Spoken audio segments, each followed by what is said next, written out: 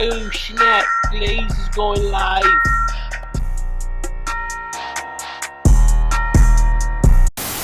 I guess the question everyone wants to know is why? Why would my childhood friend betray our friendship and our brotherhood of 17 years? The answer to that $1 million question is on Saturday, October 24, 1987, when I received the bad news that my childhood friend, 50 Cent, was murdered. I had mixed emotion.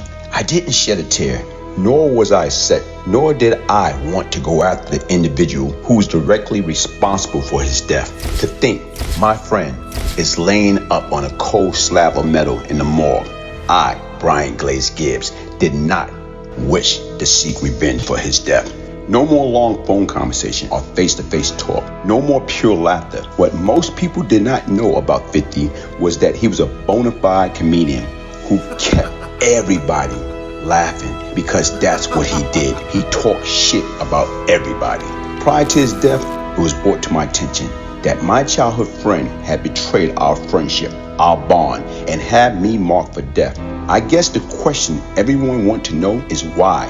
Why would my childhood friend betray our friendship and our brotherhood of 17 years? The answer to that $1 million question is so he can save his own ass. During 1986, when I was incarcerated with no bail, nothing to lose, fighting murder, attempt murder, and weapon charges, I used to call and talk to 50 on a daily. In one conversation we had, 50 told me about a move we can make that will allow me to net anywhere between $250,000 to $500,000. Keep in mind that I am in jail facing life, and my childhood friend is telling me about a move that he can set up that will pay out a handsome amount of money, and all my buddy Tut has to do is come through and execute the plan. No one would get hurt, and we could split up a payday among us three, approximately $83,000 to $166,000 per person. This reward for me doing absolutely nothing and was an offer I could not refuse. Keep in mind, the move was to rob 50 Boss Stash House. That was the move that he brought to me, that we was gonna do, that we was gonna net anywhere from $250,000 to $500,000 off of that one move. However, 50 made a grave mistake. He had a big mouth. He shared that same information with another person, and that brother went back and told his boss. To add insult to injury, that guy who 50 confided in called 50 up. 50 didn't know that this guy had his boss on the other line, and the boss was listening in on how 50 and the other guys was setting up a move for me to take $250,000 to $500,000 from one of his stash house. To say the least, the boss was in disbelief and upset, and knew that 50 had to go in due time. In due time, he could crush him, 50, like the cockroach he was. Needless to say, 50 Cent kindly backed off from that move. Fast forward, in June of '87, after laying up for 13 months and 17 days, I went to trial for murder and attempt murder and weapon charge. On June 22nd, 1987, I was acquitted on all charges and released back into the free world. Shortly after my acquittal, bright and early one morning, 50 came to my Cypress Hill housing headquarters to pick me up and hang out with him all day. First stop, Walt Whitman houses, better known as Fort Greene Project. We stayed in this section for a few hours, bullshitting and mingling with the criminals from that part of town. Once we left Fort Greene, we headed to Albany Project, located in the Crown Heights section of Brooklyn.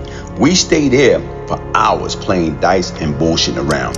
When I got tired and was ready to go home, I didn't know during the whole time while we was in Fort Greene and Albany Project, 50 kept paging his boss. Every time his boss would call him back, 50 was telling his boss that I was with him, but I was not strapped with a gun or wearing a bulletproof vest. He also tells his boss that he can call up a few other guys to come and murder me while resisting.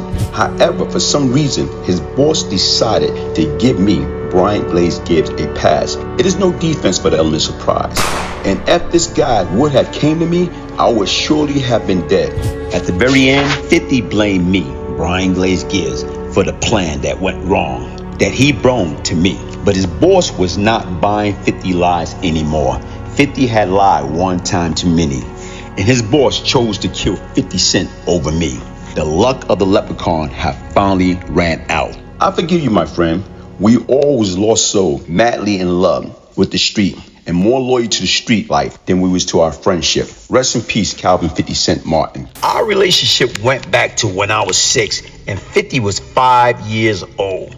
He was like a little brother to me, short with a big mouth to match his big ass head. During 1981, we both was adolescent on Rikers Island, fighting robbery charges. He was 16 years old, approximately 5 feet 4 inches, a little skinny dude with a big gold tooth in the front of his mouth. I was 17 years old, approximately 5 feet 9 inches, 140 to 150 pounds soaking wet. When the older guys, ranging from the age of 18 to 20, wanted to beat the living daylight out of 50, I was not having it. 50 slick talking and big mouth, and the fact that he may have robbed them or their family member kept him in hot water.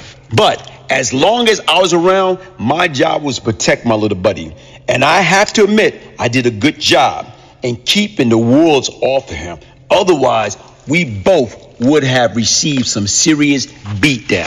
For more of the story, get your copy of Straight from the Street Volume 1 audiobook. Follow me on IG at Bryant Glaze Gibbs. Crime doesn't pay. If I can change, then anyone can change.